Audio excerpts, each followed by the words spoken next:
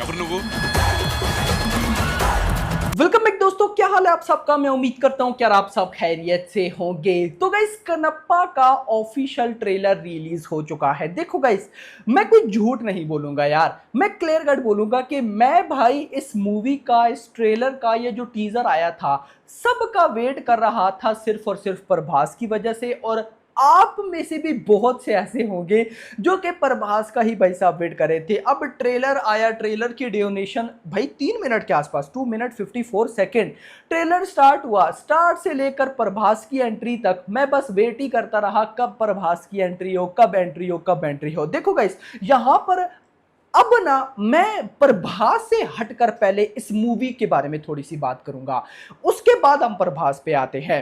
Guys देखो, अच्छा मुझे बताओ ये हिंदी ट्रेलर आया है कि नहीं। भाई मुझे तो नहीं मिला, तो मैंने तेलुगु ट्रेलर ही देखा। मैंने कहा यार जरा ओरिजिनल लैंग्वेज में देखते हैं क्या वाइब्स आती है। तो यहां पर मैं अगर इस ट्रेलर को टीजर के साथ कंपेयर करूं ना, मुझे कुछ मेजर चेंजिंग्स नजर आए हैं। पहला चेंजिंग जो मैंने टीजर के टाइम पे आई थिंक सो कंप्लेन की थी, जो कि थी कलर ग्रेडिंग, विजुअल्स या वीएफएक्स को लेकर। अगर मैं यहां पे बात करूं तो भाई टीजर से तो बहुत बेटर हैं, लेकिन मैं इनको टॉप लेवल बिल्कुल भी नहीं बोलूंगा। आई नो लिमिटेड बजट में मूवी बनाई गई होगी, बजट इसका भी मुझे आइडिया नहीं है, एडवांस बुकिंग में हम बिल्कुल देखेंगे। लेकिन भाई अगर मैं टीजर से कंपेयर करूं तो भाई बहुत इंप्रूवमेंट है। खासकर ट्रेलर में कुछ ऐसे सीन थे, सच में भाई लगा कि भाई इन सीन में सही से मेहनत की गई है, सही से हार्ड वर्क किया गया है। यानी कि जो मुझे कंप्लेन थी, आई थिंक सो भाई काफी उस पर काम हुआ है। मैं यही कह रहा था जब टीजर आया था, तो टीजर को देखकर मैंने बोला था कि ये तो प्रभास शो होने वाला है और तो कुछ इसमें है ही नहीं मेरा भाई। लेकिन अब आकर गाइस, इसीलिए मैंने स्टार्ट में बोला कि प्रभास की बात बाद में करते हैं, पहले भाई साहब हम इस ट्रेलर की बात करते हैं। तो एक बात भाई, कहीं ना कहीं मुझे कलर ग्रेडिंग बेटर लगी है टीजर से। दूसरा, बीजीएम बहुत अच्छा बीजीएम है, आपको स्टार्ट से लेकर एंड तक जोड़े रखता है। और इंटरेस्टिंग चीज, बीजीएम जैसी स्टार्ट होता है स्लो, फिर होते होते फास्ट पेस पकड़ते पकड़ते ऊपर निकल जाता है, ये बात बड़ी अच्छी है। तो ये दो चीजें मुझे टीजर के कंपैरिजन में बहुत बड़ी इंप्रूवमेंट में नजर आई हैं, एक कलर ग्रेडिंग, विजुअल वीएफएक्स वगैरह, और दूसरा भाई कहीं ना कहीं बीजीएम। अगर मैं परफॉर्मेंस की बात करूं तो यार अगर मैं सही बताऊं ना, मुझे मोहनलाल सर की परफॉर्मेंस कुछ खास नजर नहीं आई। आपको क्या लगा मुझे कमेंट्स में बताओ, ये मैं सही बात कर रहा हूं। यानी कि मोहनलाल उस लेवल की वाइब्स नहीं दे रहे हैं। अगर हीरो को देखो तो भाई वाइब आ रही है कि हाँ भाई उसके इमोशंस, उसका एंग्रीपन, ये सारी चीजें गाइस नजर आ रही हैं। लेकिन मोहनलाल सर में भाई वो कुछ खास वाइब्स मुझे नजर नहीं है। आपको, आपका क्या कहना है कमेंट्स में बताइएगा। अब आ जाओ प्रभास पे। देखो एक बात कहनी पड़ेगी, ऐसा लगा कि ट्रेलर स्पेशली बनाया ही प्रभास के लिए गया है। वो अक्षय कुमार बोलते हैं रुद्रा, यानी कि सही भाई साहब प्रभास की एंट्री दी गई है। वो बात अलग है कि काफी मटेरियल छुपा लिया गया है। मैं फिर बोलूंगा रिपोर्ट्स के अकॉर्डिंग भाई साहब 40 मिनट के आसपास प्रभास का जो मतलब कि सीन है इस मूवी में है। तो मैं सोच रहा हूं कि यार ये तो ना कैमियो ना एक्सटेंडेड कैमियो, ये तो फिर एक भाई पूरे की पूरे फुल फ्लेज रोल बन जाता है। बट अगर 40 मिनट ना हो, 30 मिनट भी हो, तो ये एक बहुत बड़ा रोल है। बट अगर आप ट्रेलर में देखो तो ट्रेलर में भी देखो, टीजर में भी देखो, दोनों को देखकर ऐसा लग नहीं रहा कि प्रभास की कोई खास कंट्रीब्यूशन होने वाली है। यानी कि देखो मैं आपको सिंपल बताता हूं, प्रभास ने भी इनको बोला होगा कि मुझे मत इतना कंट्रीब्यूट करने दो, ये ना हो एंड पे लगे कि मेरी वजह से मूवी चली है। समझ रहे होगे आप बात। अब ट्रेलर को भी देखो या टीजर को भी देखो। अब ट्रेलर को बनाने का क्या भाई साहब वे था, पहले सबको दिखाया, विलन, हीरो, सारा कुछ, कलर ग्रेडिंग, विजुअल्स, एक्ट्रेसेस, सब कुछ।